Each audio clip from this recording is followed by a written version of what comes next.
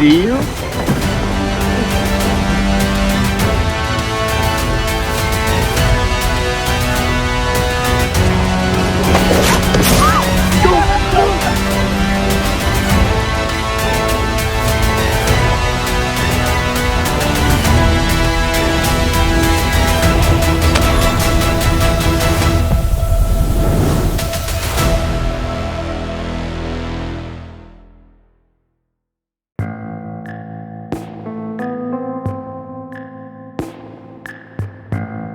Cerita berawal dari persiapan seorang penebang kayu misterius yang sedang menyiapkan peralatan sebelum pergi ke hutan. Kenapa misterius? Karena selain menggunakan pakaian tertutup, pria tinggi besar ini menggunakan topeng di setiap kegiatannya. Lalu sebelum berangkat ngebon, pria yang kita sebut saja Lumberjack ini seperti biasa membuat kue pancake jumbo kesukaannya.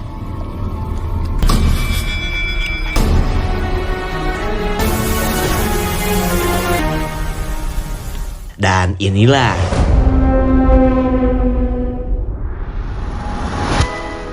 kemudian kita beralih ke serunya perjalanan para calon pemandu perkemahan yang sedang menuju lokasi retreat di tengah hutan. Dan inilah si cantik Faith, si pendatang baru yang bertembolok gedong dan sedang jadi incaran para belalai. Tapi bagi si Bangor Daniel, keberadaan Faith adalah sebuah ancaman yang bisa menurunkan ratingnya di mata para lelaki. Please don't, Daniel. Why? I'm Daniel. Tanpa banyak basa-basi, Daniel mengingatkan Faith agar jangan kebanyakan caper dan kalau bisa pakai jaket untuk menutupi tembolok kembarnya. Tapi ternyata Faith bukanlah siswi cupu meskipun seorang anggota baru. Ia pun tahu arah obrolan Daniel yang sedang sirik terhadap kelenjar gemoy miliknya. Kemudian Faith langsung meledek Daniel yang punya dada flat seperti kalsibor di rumahnya. Awesome. Like you are so... Si remaja bernama Jacqueline kagum terhadap Faith yang berani melawan Daniel. Dan sejak saat inilah Faith punya teman pertamanya. Jeff, come on, Jeff dan Stanley berebut posisi siapa yang paling berhak untuk mendapatkan Faith. Terlebih Jeff katanya sudah bosan nyomblangin Stanley yang dari dulu selalu punya pacar cantik. Those wings. Let me see those wings. Get off my ass! That's right. When Moses, after, hey gang! Para calon konselor mendengarkan instruksi kakak Dog yang merupakan pembimbing senior di perkemahan di kawasan Big Timber. Selain ngomongin semua peraturan, ia pun sudah menyiapkan berbagai kegiatan selama mereka berada di lokasi camp. Now, at the end of the week, Nailed it. I don't make the rules. Kemudian kita beralih ke seorang pria bernama Peter yang jauh-jauh datang ke daerah Big Timber untuk sebuah misi. Tapi kita belum dikasih tahu nih, misi macam apa yang akan dilakukan Peter. Tak lama kemudian ia melihat rombongan para peserta camp yang kebanyakan pamer tembolok daripada pamer prestasi. Peter penasaran dengan mobil bus yang dipenuhi siswa SMA. Lalu Mang Diding berkata itu mah cuma rombongan OSIS yang akan berkemping di sebuah daerah bernama Big Timber. Mendengar kabar tersebut, Peter membeli banyak peluru tanpa menyebutkan rencananya. Tak lupa juga ia membeli kue pancake yang paling terkenal seantero Big Timber. Got a bag?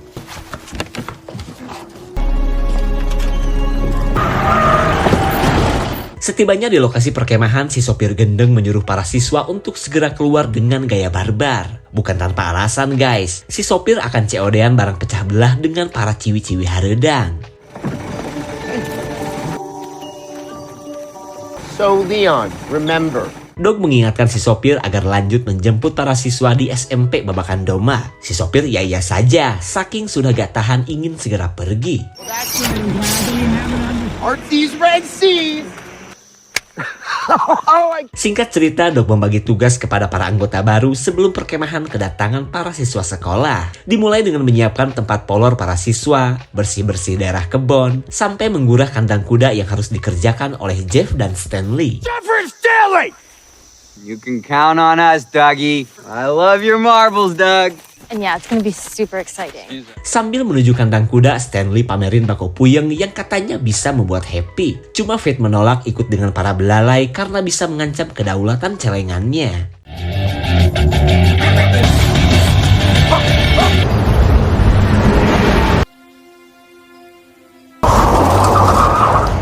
Kedatangan Bang Sopir membuat para ciwi racing ini pada marah. Terlebih mereka sudah sejam berdiri hanya untuk adu songol dengan tarif setengah harga. Karena selain doyan duit, para kelenjar BO ini menerima pembayaran dengan tepung terigu. Kemudian si sopir mencari lapak yang sepi sebelum lanjut memainkan perangkat lunak mereka.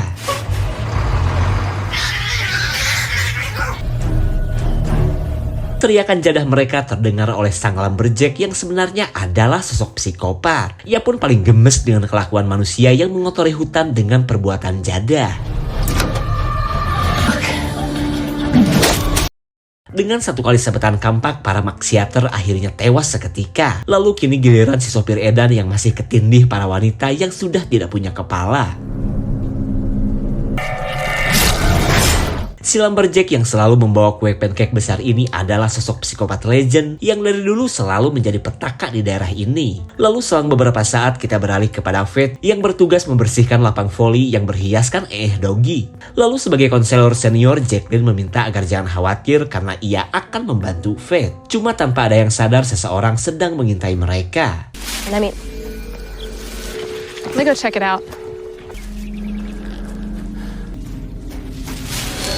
What the hell are you doing? Dikira si Kobil, ternyata ini adalah si remaja akil balik yang katanya sedang meneliti anatomi perempuan. Namun Fate tahu ini mah cuma akal-akalan si gemoy yang hobi ngintip saja. Clean whip shop. God, he seems like a major creeper. Kemudian kita beralih kepada Stanley yang sedang meracik rokok puyeng di tengah kebun. Ia pun katanya ingin berfantasi dulu terhadap Fate yang bertembolok super. Say we run a little 90. You always get Jordan. Should be fucking Luke Longley. Mereka ditemui si pengurus peternakan yang bernama John. Kedatangan pria ini pun membuat momen happy Stanley akhirnya berantakan. Lalu dengan berat hati mereka akhirnya membersihkan podol kuda ketika John sedang asik menikmati rokok buatan Stanley. John tidak tahu rokok yang ia kenyot bukanlah rokok biasa. Malahan Stanley sudah tidak sabar ingin melihat kelakuan John yang sebentar lagi akan berhalusinasi. Dan jika itu sudah terjadi, ia mengajak Jeff untuk segera kabur dari tempat ini.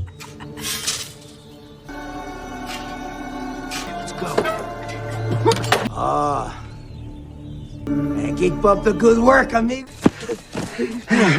Mereka berhasil menipu John setelah membuat bebegik menggunakan tanah dan jerami. Sementara John kini sedang membayangkan istrinya yang sedang menjadi TKW di Arab Saudi. Why did you leave? John yang sedang teler menganggap si lumberjack adalah istrinya. John pun rindu berat dengan aroma rambut sang istri yang sudah 2 tahun meninggalkannya. Oh, you are angry. Life is...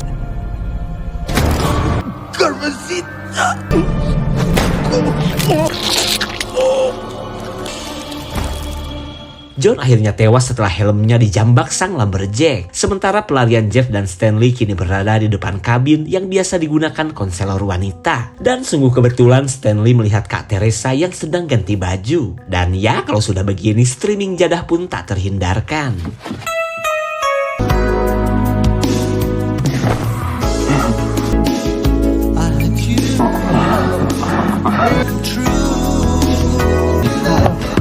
Doing? Pesta kembali bubar ketika Dog memergoki perbuatan Jeff dan Stanley. Tapi meskipun Dog terlihat boteh, ia ijo juga terhadap Teresa yang sedang ganti skin. Lanjut kita beralih ke kantor polisi hutan di Taman Nasional Big Timber. Tak lama kemudian datanglah Peter yang katanya ingin langsung menemui kepala polisi hutan. Lalu Peter memberitahu tentang adanya sosok penebang kayu psikopat yang membahayakan. Ia pun meminta Bu Polhood agar secepatnya mengevakuasi warga di daerah ini. Perkataan Peter jelas membuat Bu Polhood merasa konyol. Bahkan ia menyuruh Peter segera pulang daripada ngomongin sosok penebang kayu yang terdengar seperti dongeng bocah SD. You can take my word as a gentleman. Shep, see the good doctor out. Is that what you're looking for? Here. Look, Para polisi sedikit pun tidak percaya dengan penelitian Peter selama ini terhadap sosok lumberjack. Begitupun dengan fakta yang menyebutkan bahwa si lumberjack selalu muncul setiap 30 tahun sekali. Lalu Bu Polhood mengusir Peter dan memintanya berhenti mendongeng sosok jurik di hadapannya. Move on, for I place you under arrest. Shared cliff, by the way. You're both gonna die. Shep.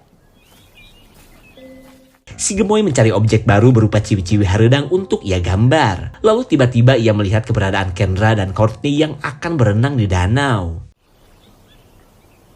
Because your ideas usually get us some.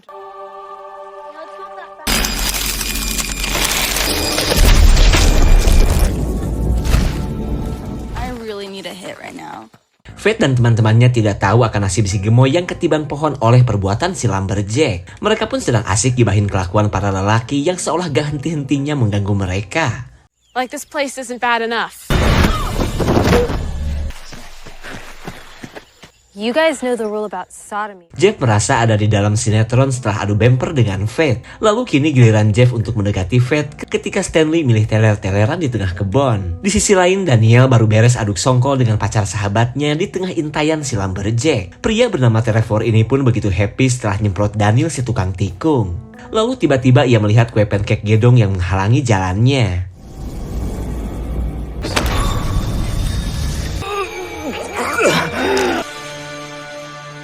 Daniel mendengar teriakan Trevor yang baru saja dijambak si lumberjack sampai tewas. Cuma ia merasa bahwa si Trevor sedang menakut-nakutinya. I swear you're the most. Your dick is small. Please anyone cause you're a pussy. Dikira durian jatuh, ternyata ini adalah kepalanya Trevor. Lalu tibalah waktunya bagi si lumberjack untuk menjadikan Daniel sebagai kerajinan tangan.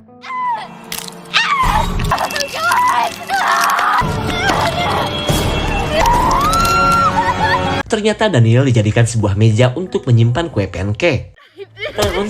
Tapi setelah dilihat-lihat, si lumberjack kecewa karena hasil kerajinannya kurang simetris.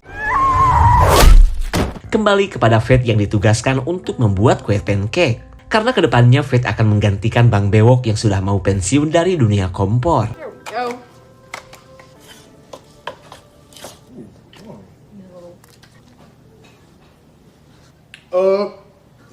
Bang Bewok pura-pura kagum dengan adonan pancake buatan Faith yang sebenarnya berasal dari resep instan. Lalu datanglah Jeff yang akan menjadikan momen memasak ini sebagai kesempatan untuk mendekati Faith.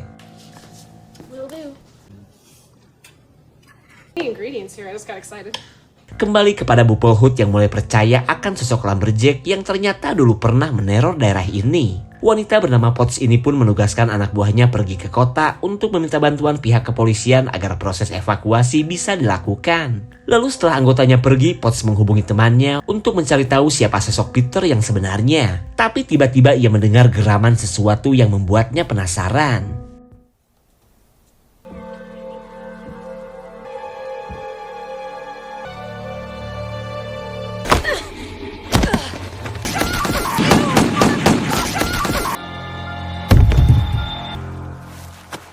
Potts refleks memberondong orang udik yang telah menyerangnya. Ia pun merasa yakin orang yang ia habisi ini adalah sang lumberjack yang dikatakan oleh Peter. Tapi apa kalian yakin si lumberjack sudah mati?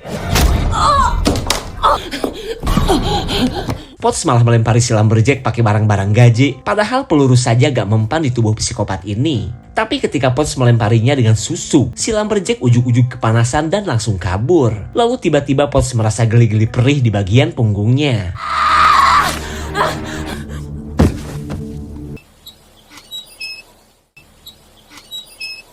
Courtney dan Kendra kini sedang beberes di ruang teater sambil menunggu anak-anak SMP yang memang gak akan dijemput oleh si sopir sengklek. Lalu Stanley datang dengan membawa salita kokak non-alkohol yang akan ia seruput bersama para remaja harudang ini. Karena mumpung lagi sepi, jadi apa salahnya mereka bersenang-senang dulu. Okay.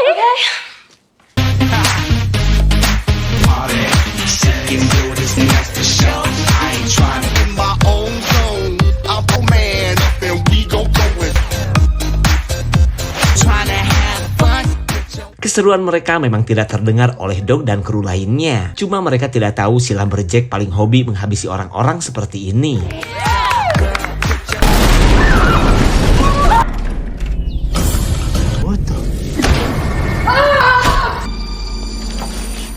Setelah menghabisi Stanley, si lumberjack bisa dengan cepat mengejar para ciwi-ciwi harudang yang kabur ke lokasi yang penuh jebakan.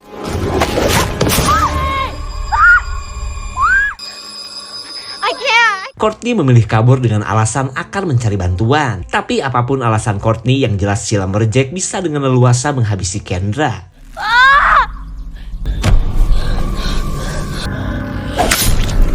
Cairan helm Kendra langsung mencaura oleh senjata si Lumberjack yang berbentuk keran air. Cairan ini pun seolah jadi sirup pancake gedong yang selalu dibawa si penebang kayu itu.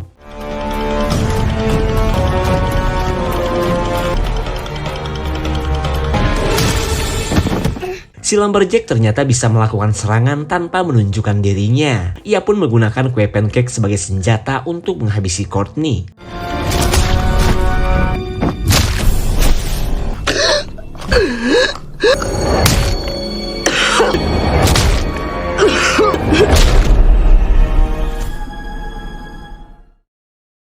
Balik lagi kepada Faith dan Jen yang sudah terlihat semakin akrab. Lalu mereka ditemui Peter yang tiba-tiba datang dan langsung mengumpulkan semua orang. Kemudian ia memberitahu bahwa mereka harus secepatnya pergi dari kawasan Big Timber. Lalu saat semua orang menolak, Peter menunjukkan resep kue pancake Jepson yang punya sejarah kelam. Jadi gini guys, pada tahun 1800-an Jepson adalah seorang pemburu yang kebetulan sedang berburu di daerah Big Timber. Lalu suatu ketika ia mencium aroma pancake yang berbeda dari biasanya. Aroma itu pun membawa Jepson ke sebuah rumah milik seorang penebang kayu. Lalu dengan baiknya si penebang kayu menyuguhkan pancake buatannya kepada Jepson. Cookery. It was light, ever devised by man. Jepson benar-benar mengagumi pancake buatan si penebang kayu yang begitu enak dan ia pikir bisa mendatangkan cuan. Lalu ia membujuk si penebang kayu agar memberikan resep kue pancake yang berasal dari resep turun-temurun itu. Tapi karena si penebang kayu tetap menolak, Jepson langsung menenggelamkannya ke sirup pancake panas sampai tewas. Jepson pun akhirnya mendapatkan resep pancake terenak itu. Hingga seperti yang mereka tahu, Jepson kini menjadi pemilik perusahaan pancake terbesar sampai sekarang. Became the pancake king of Texas. You're a liar. He didn't do any of that. Kisah si Lumberjack atau si penebang kayu gak berhenti sampai di situ. Karena pada faktanya si Lumberjack bangkit dari kematian dan menjadi mimpi buruk bagi orang-orang yang berada di hutan Big Timber. Kebangkitannya pun selalu terjadi setiap 30 tahun sekali. Tepat di tahun ini, di momen sebelum Paskah yang merupakan hari kematian si Lumberjack. Sure, Cliff. I think we've heard enough. Don't forget about the ocelot. That's where Seperti biasa, informasi dan peringatan Peter tidak ada yang percaya. Bahkan para kru perkemahan mengusir Peter yang mereka pikir gak lebih dari tukang dongeng. Jadi fix ya, si Lumberjack bisa kebal terhadap Pelor karena ia adalah sosok juri. he's coming for you. Have some pancakes. Faith adalah satu-satunya orang yang percaya dan ketakutan dengan kabar dari Peter. Tapi menurut Jeb gak usah kejauhan mikir karena mana mungkin manusia mati bisa hidup lagi. Mending mereka makan kue pancake Jepson yang terkenal itu. Yeah. Yeah. Yeah, you're right. Cool.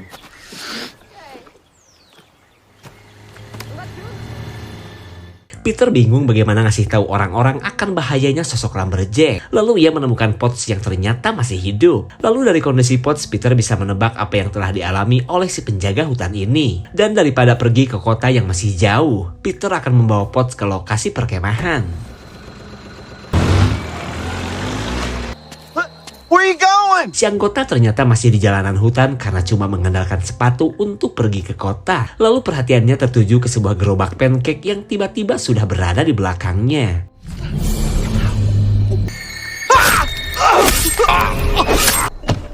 Para konselor merasa spesial saat mereka disuguhi kue pancake buatan Bang Bewok bersama timnya. Akan tetapi Bang Bewok meminta maaf karena ia belum menyiapkan sirup untuk pelengkap hidangan ini. Kemudian ia meminta semua orang untuk menunggu selama ia meracik sirup pancake. Yeah, I know. Jacqueline. These ones.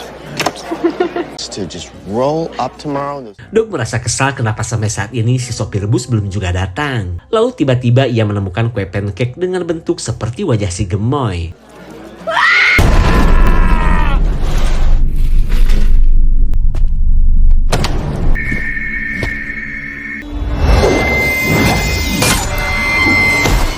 Semua orang berhamburan oleh kedatangan si Lumberjack yang baru saja menghabisi Jacqueline. Mereka pun nyari tempat sembunyi meskipun masih ada yang gak percaya akan sosok psikopat jurig ini.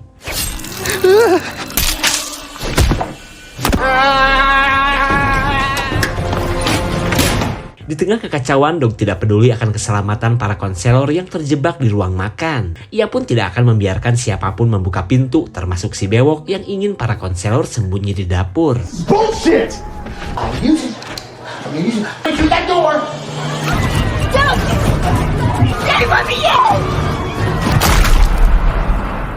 Dog dengan sengaja membiarkan Teresa dihabisi oleh si Lumberjack. Lalu si bocah laknat mencoba untuk sedikit melakukan perlawanan.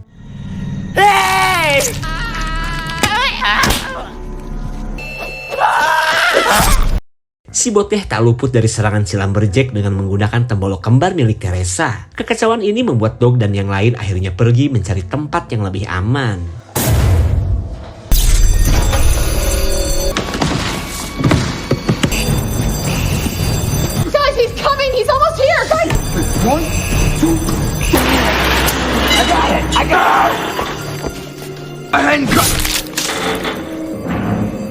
Jeff turut menjadi korban kebrutalan si Lumberjack. Lalu si bewok mengajak Fate pergi sebelum jadi korban selanjutnya. Tapi tak lama kemudian mereka menemukan seorang konselor yang sebenarnya sudah dicincang si Lumberjack. Stacey, gotta go. Let's go. Fate dan si bewok mendengar kedatangan seseorang yang sedang mendekat. Mereka yang sudah muak berlari pun akhirnya memberanikan diri untuk melawan.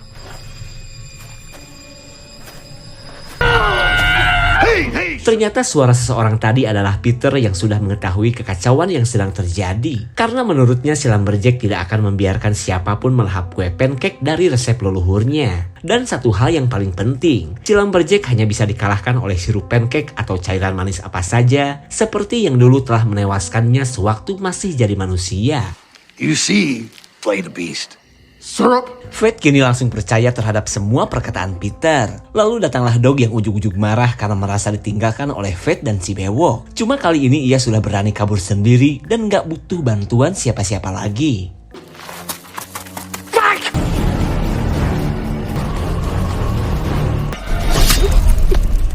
Saking bersemangatnya, kedua kaki Dog masih berlari padahal tubuhnya masih nyantol pada gergaji. Kejadian ini pun terdengar jelas oleh Fate yang sedikit pun tidak bersedih saat melihat kematian Dog. Sementara si Lumberjack menjadikan darah korban sebagai sirup untuk pancake kesukaannya.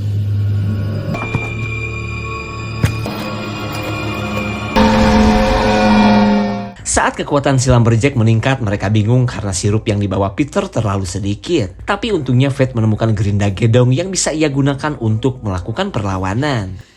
Let's do this. Faith! Fucking ridiculous. Why don't we just take your car? Peter katanya gak bisa nemenin mereka berburu juri karena ia punya peri penjaga hutan yang sedang terluka di mobilnya. Fucking serious, man. Yeah, the little teeny tiny mother place, mother. Yeah, you know, whatever happened to him. Cool. That's cool, bro. Oh, yeah, okay.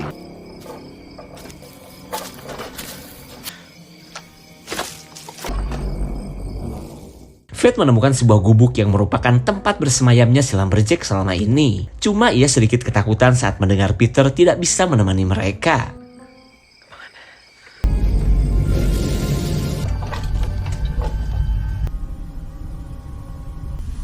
He ate all the pancakes.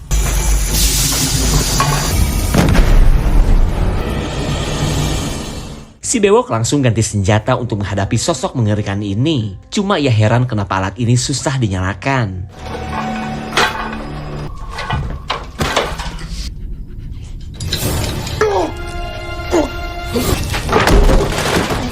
Fate panik karena pria gedong saja tidak mampu mengalahkan si Lumberjack. Lalu ia meminta si bewok bangkit dan lanjut kabur bersamanya. Guys, I did it!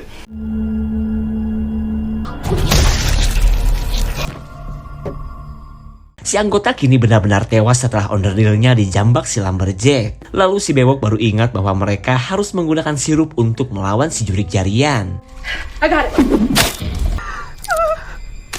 Dua jemari Fate akhirnya rontok hingga ia kesulitan melanjutkan perlawanan. Tapi untungnya Bang Peter datang dengan membawa shotgun.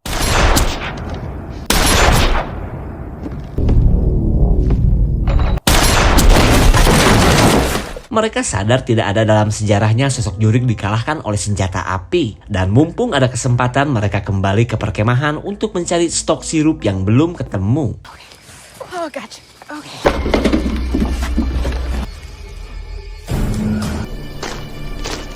Tibalah waktunya bagi Peter untuk membuktikan hasil penyelidikannya apakah cairan sirup bisa memusnahkan sosok goib ini. Namun pesona horor sang Lumberjack membuat Peter kesulitan untuk sekedar membuka plastik. You didn't know that, did you? Can get this. Yeah. Fool around, huh? Okay, man.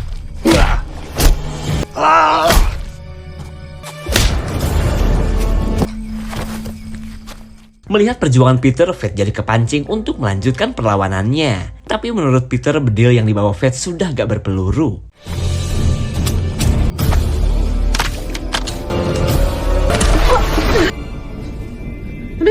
Ternyata stok sirup yang mereka cari telah dicuri si Lumberjack dan disimpan di tempat ini. Lalu Peter menyuruh Fate membuka baju dan melumuri tubuhnya dengan sirup. Meskipun terdengar aneh, Fate percaya saja dengan perintah Peter.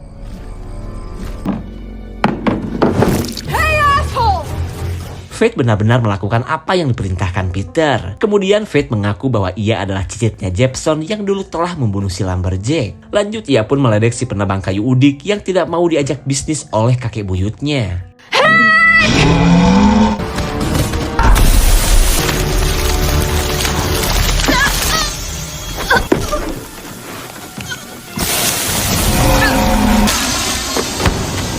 Pelukan kematian Fate membuat roh si Lumberjack akhirnya kembali ke alam baka untuk selamanya. Sementara Fate yang tubuhnya jegang parah merasa bangga karena bisa meniru kelakuan kakek buyutnya. Dan dengan lenyapnya si Lumberjack, perkemahan di Big Timber kini bisa berjalan dengan aman.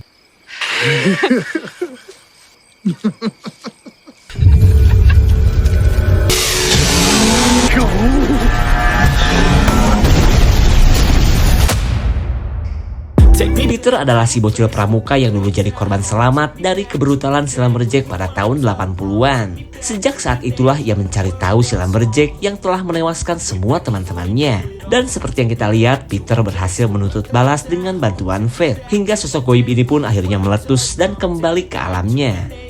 Segitu saja untuk klip dan review kali ini. Terima kasih dan sampai jumpa. I wanna find a place where no one breaks their promises, or maybe drown myself in something that is bottomless. Take me back to a place where I felt at home. Take me back to a day when we weren't alone. Take me back to an age when the world felt small. Way back before we blew